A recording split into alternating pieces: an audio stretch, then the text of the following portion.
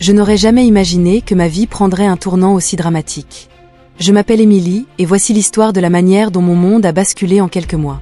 Tout a commencé lorsque j'avais 20 ans et que j'ai épousé Jacques, l'homme que je croyais être l'amour de ma vie. Jacques et moi nous sommes rencontrés à l'université, ce fut le coup de foudre. Il était beau, intelligent et avait un sourire qui illuminait toute la pièce. Nous sommes tombés follement amoureux et, après 2 ans de relation, nous avons décidé de nous marier. Nous étions jeunes et naïfs, convaincus que notre amour pouvait surmonter tous les obstacles. Les premières années de notre mariage étaient comme un rêve. Nous vivions dans un petit appartement au centre-ville de Chicago, travaillant et étudiant ensemble, passant chaque moment libre ensemble. Nous rions, faisions des projets d'avenir et nous nous aimions avec une intensité que je pensais indestructible. Cependant, la réalité a commencé à nous rattraper. Petit à petit, les responsabilités ont augmenté, l'argent est devenu rare et le stress s'est accumulé. Jacques a trouvé un emploi dans une agence de publicité qui exigeait de longues heures, tandis que je terminais mes études d'infirmière et travaillais à temps partiel dans une clinique. Peu à peu, la distance entre nous a commencé à grandir, les conversations sont devenues plus courtes, les dîners romantiques moins fréquents et les disputes à propos d'argent sont devenues de plus en plus courantes. J'ai essayé de me convaincre que ce n'était qu'une phase que tous les couples traversent. C'est à ce moment-là que la vie nous a porté un coup encore plus dur. Jacques a perdu son emploi, l'entreprise pour laquelle il travaillait a déclaré faillite, et du jour au lendemain, nous nous sommes retrouvés avec une seule source de revenus et une montagne de dettes. La tension dans notre maison est devenue insupportable. Jacques est tombé dans une profonde dépression, passant des journées entières sur le canapé à regarder la télévision et à boire de la bière. J'ai essayé de lui remonter le moral, je l'ai aidé à chercher du travail, mais rien ne semblait fonctionner. Je me sentais de plus en plus seule et frustrée.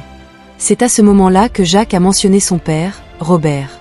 Il n'avait jamais beaucoup parlé de lui auparavant, je savais qu'il n'avait pas une bonne relation et ne s'était pas vu depuis des années. Cependant, dans notre désespoir, Jacques a suggéré de lui demander de l'aide financière. Je me souviens du jour où Robert est arrivé à notre porte comme si c'était hier. C'était un grand homme d'environ 50 ans, avec des cheveux grisonnants et des yeux incroyablement semblables à ceux de Jacques. Sa présence remplissait notre petit salon et je pouvais sentir la tension dans l'air alors que père et fils se regardaient après tant d'années. Robert a accepté de nous aider financièrement, mais à une condition. Il voulait rester avec nous pendant un certain temps pour superviser comment nous dépensions l'argent. Jacques était furieux, mais nous n'avions pas d'autre choix. Soudainement, notre petit appartement est devenu une maison pour 3 personnes. L'arrivée de Robert a coïncidé avec un coup de chance pour Jacques. Il a obtenu un nouvel emploi dans une agence de publicité dans une ville voisine, ce qui l'obligeait à voyager constamment, parfois pendant des jours. D'un côté, j'étais heureuse pour lui car il semblait reprendre confiance en lui. D'un autre côté, je me sentais encore plus seule et abandonnée. C'est pendant ces longues absences de Jacques que j'ai commencé à mieux connaître Robert. Au début, notre relation était tendue et formelle, mais petit à petit, nous avons commencé à parler davantage.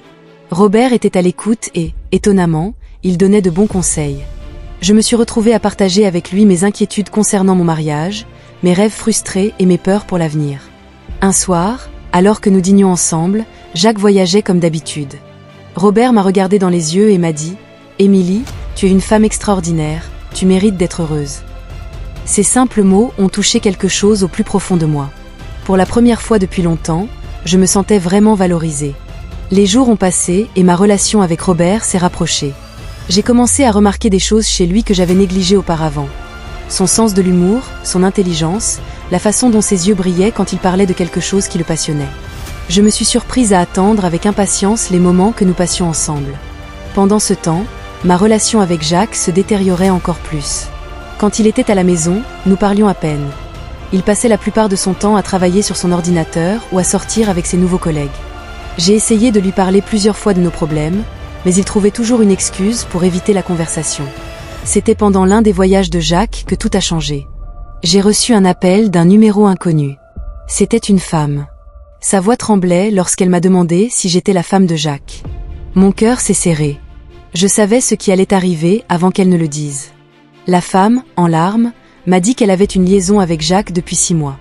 Elle a dit qu'il avait promis de me quitter, qu'il lui avait dit que notre mariage était terminé. Chaque mot était comme un poignard dans mon cœur. J'ai raccroché le téléphone et me suis effondrée sur le sol de la cuisine en sanglotant de manière incontrôlable. C'est Robert qui m'a trouvée comme ça, sans dire un mot. Il m'a serrée dans ses bras et m'a tenue pendant que je pleurais. À ce moment-là, j'ai ressenti une connexion avec lui que je n'avais jamais connue auparavant. Les jours suivants ont été un tourbillon d'émotions. J'ai confronté Jacques à son retour et il a tout nié au début, mais quand je lui ai montré les preuves que l'autre femme m'avait envoyées, il a finalement avoué. Voir son visage de culpabilité et de honte ne m'a donné aucune satisfaction. J'ai juste ressenti un immense vide. Mon histoire n'est pas encore terminée. S'il vous plaît, pensez à vous abonner à la chaîne et merci de revenir à l'histoire. Au milieu de tout ce chaos émotionnel, Robert était mon roc. Il m'écoutait, me réconfortait et me donnait la force d'avancer. Petit à petit, mes sentiments envers lui ont commencé à changer. Je ne le voyais plus juste comme le père de Jacques ou comme un ami. J'ai commencé à le voir comme un homme, quelqu'un qui me faisait me sentir vivante et valorisée. Une nuit, alors que Jacques était parti pour un autre de ses voyages, Robert et moi étions assis sur le canapé en train de regarder un film. Soudain, nos regards se sont croisés et, sans réfléchir, nous nous sommes embrassés. C'était un baiser plein de passion refoulée et de désir inassouvi. Quand nous nous sommes séparés, nous étions tous les deux essoufflés et surpris par ce qui venait de se passer. « C'est mal », ai-je dit, bien que mon corps hurlait le contraire. « Je sais », a répondu Robert, mais je ne me suis jamais sentie aussi vivante. À partir de ce moment, notre relation s'est transformée en une liaison passionnée. Nous nous sommes rencontrés en secret, volant des moments d'intimité quand Jacques n'était pas là. Je savais que ce que nous faisions était mal, mais je ne pouvais pas m'en empêcher.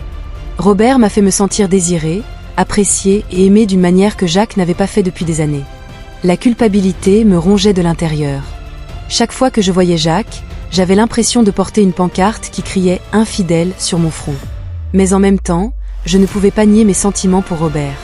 C'était comme si j'avais découvert une partie de moi-même qui dormait depuis des années. Les choses sont devenues encore plus compliquées quand Jacques, apparemment plein de remords pour son infidélité, a commencé à faire des tentatives de réconciliation avec moi.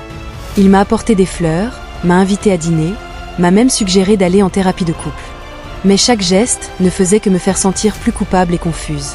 Un soir, après un dîner particulièrement tendu avec Jacques, je me suis faufilée pour retrouver Robert dans un hôtel voisin. Alors que nous étions allongés dans le lit enlacés, je lui ai avoué toutes mes peurs et mes doutes. « Je ne sais pas quoi faire, Robert », ai-je dit à travers les larmes. « Est-ce que j'aime Jacques ? Ou du moins, j'ai aimé l'homme qu'il était ? Mais ce que je ressens pour toi, c'est quelque chose que je n'ai jamais vécu auparavant. » Robert m'a regardé dans les yeux et a dit « Émilie, je t'aime et si tu décides de rester avec Jacques, je comprendrai, mais je veux que tu saches que je suis prêt à tout donner pour toi, même si cela signifie affronter mon propre fils. » Ces mots m'ont profondément émue. Pour la première fois depuis longtemps, j'ai senti que quelqu'un me faisait passer en premier, que quelqu'un était prêt à se battre pour moi. Les jours suivants ont été un tourbillon d'émotions et de décisions difficiles. Jacques a continué à essayer de se réconcilier, mais chaque fois que je le regardais, je ne pouvais penser qu'à sa trahison et à mes propres sentiments pour Robert. La tension à la maison était palpable et je savais que tôt ou tard, tout exploserait. Et c'est ce qui s'est passé un soir. Jacques est rentré tôt d'un voyage et m'a trouvé en train de parler au téléphone avec Robert. Je ne sais pas exactement ce qu'il a entendu, mais c'était suffisant pour qu'il perde le contrôle. Il a commencé à me crier dessus, m'accusant d'être une infidèle et de jeter des objets dans la pièce. Robert, qui était en bas, a entendu le vacarme et est arrivé en courant. Ce qui a suivi a été une violente confrontation entre le père et le fils. Des cris, des insultes et des accusations ont volé dans l'air. Jacques, aveuglé par la colère, a essayé de me frapper, mais Robert est intervenu et a pris le coup à ma place. Voir Robert me défendre en risquant sa relation avec son fils pour moi a été le tournant. À ce moment-là, je savais que je ne pouvais pas continuer à vivre comme ça. Je ne pouvais pas rester dans un mariage sans amour basé sur des mensonges mutuels et des trahisons. Les larmes aux yeux, j'ai regardé Jacques et j'ai dit que c'était fini, que je ne pouvais pas continuer avec lui. Jacques m'a regardé avec un mélange de colère et de douleur dans les yeux. « Est-ce à cause de lui ?» a-t-il demandé en pointant Robert. « Est-ce que tu me quittes pour mon propre père ?»« Je te quitte parce que nous ne sommes plus heureux ensemble. J'ai pris cette décision car nous avons tous les deux commis des erreurs et nous nous sommes blessés.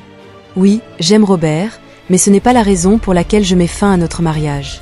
Je mets fin à notre union parce qu'elle n'existe plus. » Les heures qui ont suivi ont été chaotiques. Jacques a crié, pleuré, supplié. Robert a tenté de le calmer, mais cela n'a fait qu'exacerber sa frustration.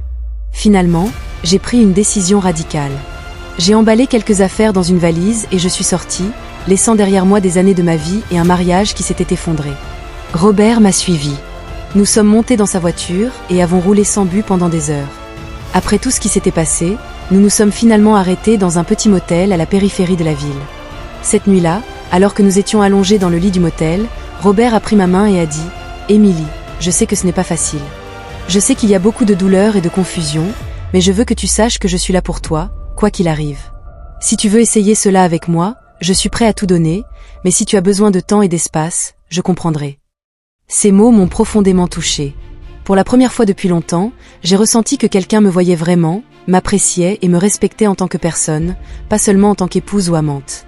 « Robert, ai-je dit, je ne sais pas ce que l'avenir nous réserve, mais je sais que je veux le découvrir avec toi. » Les mois suivants n'ont pas été faciles. J'ai dû faire face au jugement d'amis et de famille qui ne comprenaient pas ma décision. Jacques, blessé et en colère, a tout fait pour nous compliquer la vie pendant le processus de divorce.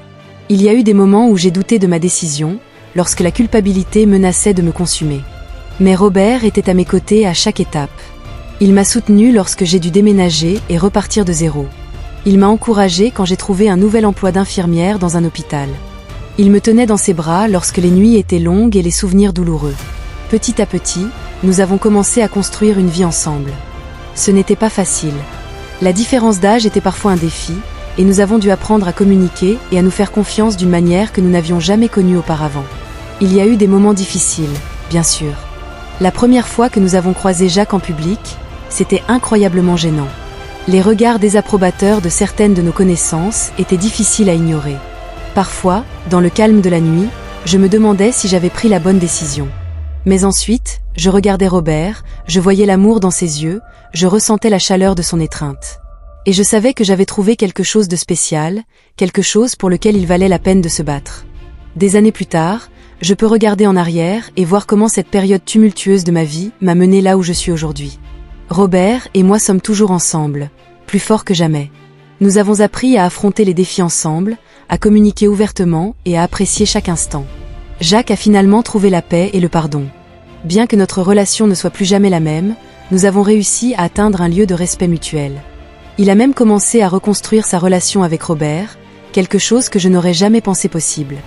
Avec le recul, j'ai réalisé que mon histoire ne se résume pas à l'infidélité ou à la trahison. C'est une histoire de croissance, d'apprentissage à se valoriser, d'avoir le courage de poursuivre le bonheur même lorsque le chemin est difficile. Je ne regrette pas les décisions que j'ai prises. Chaque expérience, chaque douleur, chaque moment de doute m'a conduit là où je suis maintenant. Cela m'a appris de précieuses leçons sur l'amour, la loyauté et l'importance d'être fidèle à soi-même. Aujourd'hui, à 40 ans, je peux dire que je suis vraiment heureuse. Robert et moi avons construit une vie ensemble qui dépasse tout ce que j'aurais pu imaginer. Notre relation est fondée sur le respect mutuel, la confiance et une profonde compréhension l'un de l'autre. Il y a 2 ans, nous avons adopté une petite fille, Sophie. Être mère était un rêve que j'avais abandonné pendant mon mariage avec Jacques, mais avec Robert, j'ai trouvé le courage de le poursuivre à nouveau. Voir Robert comme un père si aimant et dévoué a ajouté une nouvelle dimension à notre amour.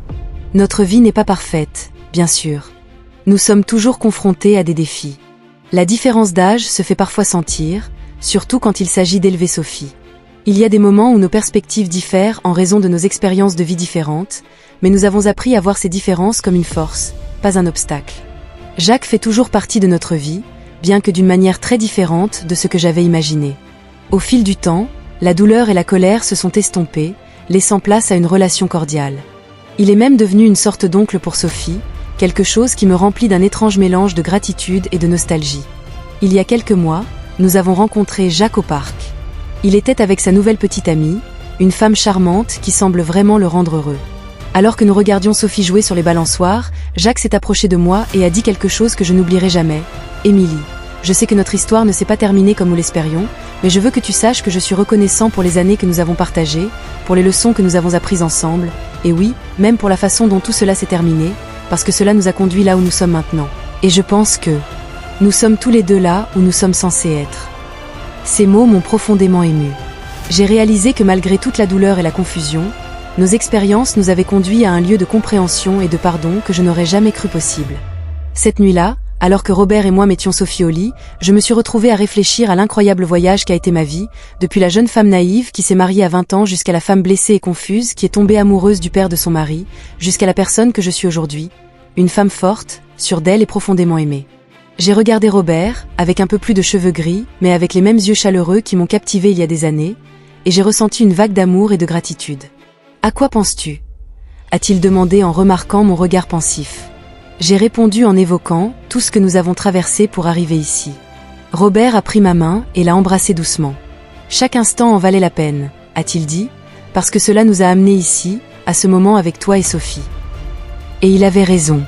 Chaque larme versée, chaque instant de doute, chaque obstacle surmonté nous a conduits à ce point, à une vie pleine d'amour, de respect et de bonheur authentique.